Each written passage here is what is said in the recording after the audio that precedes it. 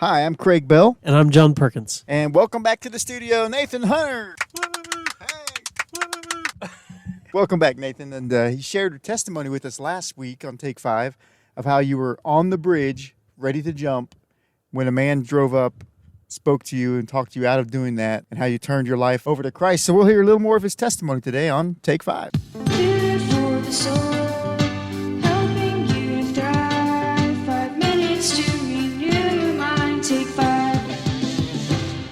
Brother Nathan, that was a great testimony. I was thinking, as you was telling your testimony last week, how important it was for that one man to be where he was and to come to your rescue, to come to you right in the nick of time. And surely he must have been God sent also. Yeah, I would definitely agree with that. I mean, God had a purpose for him meeting there. I wouldn't even recognize the man if I saw him today, I don't think. But I do appreciate all that he did for me that night. So it was after that experience that you gave your heart to God. What's God been doing with you since? Since then, obviously, I've became a preacher when I was 20 years old and been a pastor at the Union Layman Church, was the associate pastor at the Indianapolis Church, and now pastor at the Indianapolis Church. And the work has been great. It's wonderful. I'm thankful that God's been able to use me in this sense and in this way. How do you feel your testimony, Nathan, has impacted other people? And I know it's hard to be vulnerable about struggles that we have. Everybody knows preachers are supposed to be perfect, right? Right. You know, we're just human as well. The thing that I look at and I realize with my testimony from this perspective is that it's meant to be used as a tool and as a witness so that others, we can relate to them so that they know we've been there, that there is hope. And this whole being vulnerable thing is a difficult thing for most people because the devil, he wants to keep us from sharing our testimony.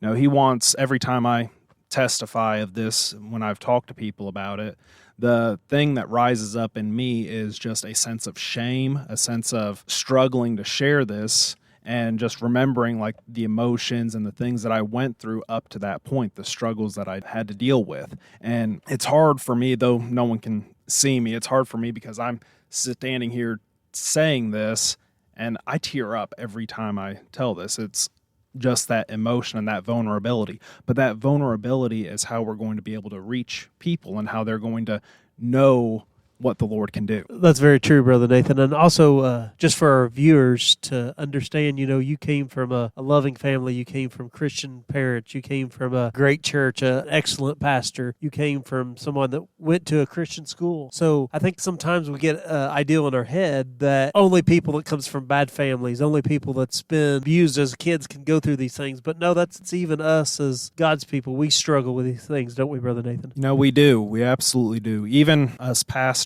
we struggle with the feelings of shame. We struggle with the feelings of having to be perfect. Sometimes we even struggle with just dealing with struggling with self-confidence in knowing what is right. I know the church I grew up in and the family I grew up in, they cared about me, they loved me, and it was a shock to them on that Easter Sunday earlier this year when I shared my testimony. After church, my brother came up to me and he just looked at me and said, I had no idea you even went through that. I had no idea. Brother Nathan, what advice would you give some young man or some young lady that's going through what you went through? And the second question I had, what advice would you give to some young person that's thinking about bullying or that's being bullied? Someone that's going through this, it's hard and it's difficult. I would encourage you to seek help, seek a counselor, especially a Christian counselor. I know my wife, she is a wonderful Christian counselor.